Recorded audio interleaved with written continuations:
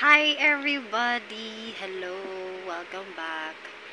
So, it's now June 5 and it's currently 1:24. Kakarating ko lang guys from work. So, nakikita mo, medyo bruha pa ang inday. It's because I just put some ipit for my hair kasi basa pa yung buhok ko. Nakapusod to for the whole morning.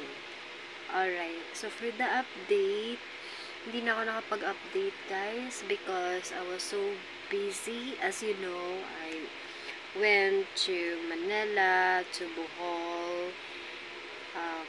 In Bohol, I did my vacation for 5 days. And in Manila, I processed my visa. And how was my visa? Alright, so I got approved.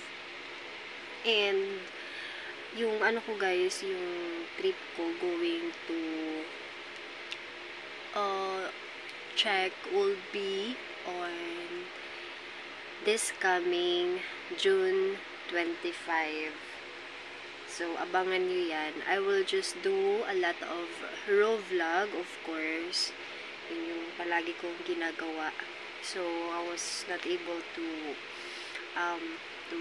just edit it. It's either i-edit ko siya or maybe not. So, ayun. Na-approve ako, guys. And gusto ko siya na maipakita sa inyo.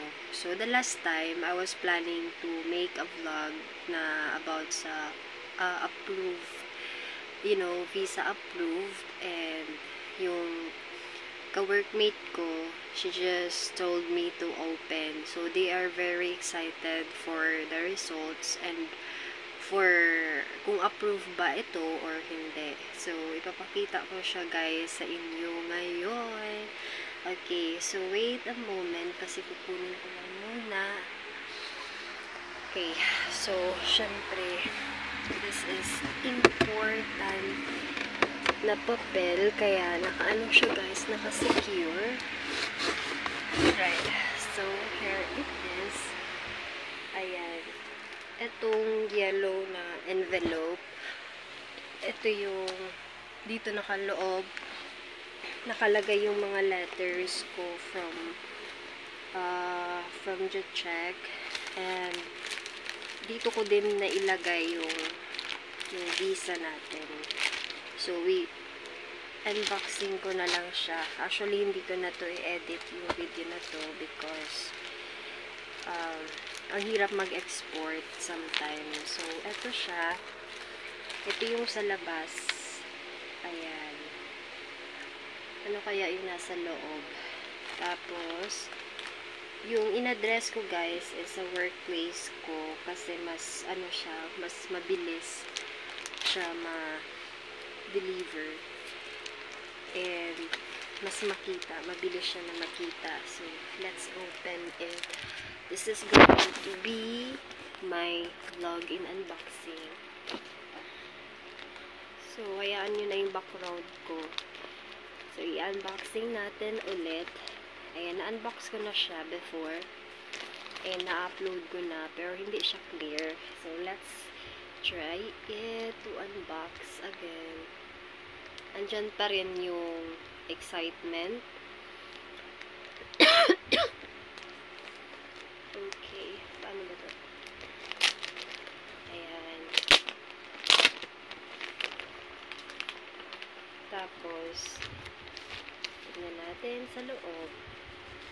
Yan, meron siyang small papers, guys. And yung original na invitation letter na isinend sa akin, ibinalik din nila kasama ito. Pero kinuha ko na siya. Isinama ko siya sa mga papers na mga importante in this yellow envelope. Anyways, ito naman is information for the visa holder. Ayan.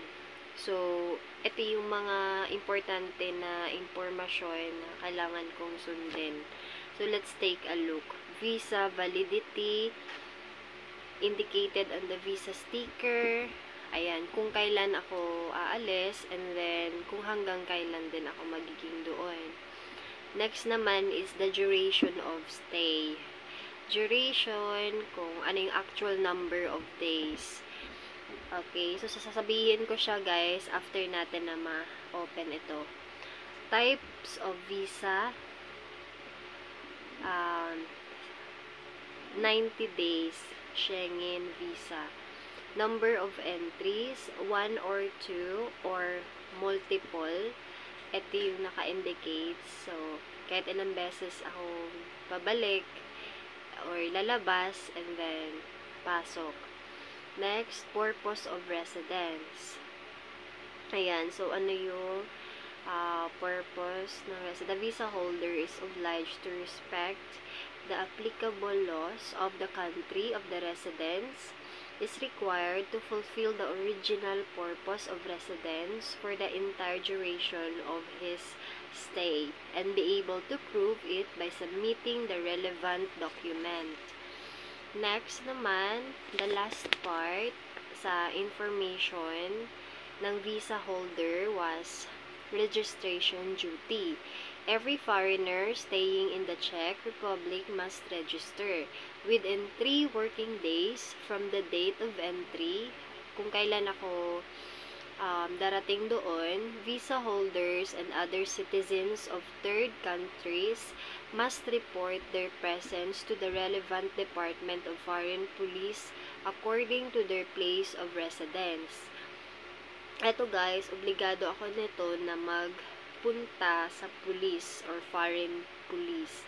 This obligation does not apply to the following categories: children under 15 years of age, foreigners whose landlord has fulfilled this obligation on their behalf, staff of foreign embassies or international governmental organizations accredited in the Czech embassies or international governmental organizations accredited in the Czech Republic. Their family members are registered at the Ministry of Foreign Affairs, and foreigners whose accommodation is provided by the Ministry of Interior. So, yun yung nakapaloob dito sa papel na ito. Okay, so let's take a look. Tan-tararan! Alright. So, eto na siya guys. Approved. Siyempre, di ba, ako pa. So, pinasas ko to siya for within a month. Bali, pumunta ako ng appointment ko last month and then dumating na siya agad after 1 month. You know, 1 day before a month. Yun yung exact na date na dumating ito. Actually, humingi pa sila guys ng requirements or supporting documents like ang tawag dito I forgot the word. Yun yung I remember na. Naghanap sila guys ng stamp. Yun yung first na hinanap for my supporting document na kailangan ko na maipasa through email. Then the second one is yung kanyang mga hotel accommodations while he was here in the Philippines. Yun yung hinanap. And then, what other things? Yun lang, mga tickets. So, yun yung mga additional informations or details na hinanap sa akin. And I send it through email. Alright, so next, ipapakita ko sa inyo guys, pero super quick lang kasi bawal ito. Pakita ko lang yung mukha ko, maybe yung mukha ko and then yung sa ibabaw na part. So, ganito siya. Charan! Okay, so that's it. Right, so tingnan natin yung date. Yung date dito is Jan, Feb, March, April, May, June 25. And then, it will be until June, July, August, September 25. So, ayun, doon lang hanggang. Okay. So, that's it for my visa. And kung meron kayo guys na questions, feel free to comment down below kung meron din kayo na gustong i-share. So, that's it for today's, and please don't forget to like and then subscribe.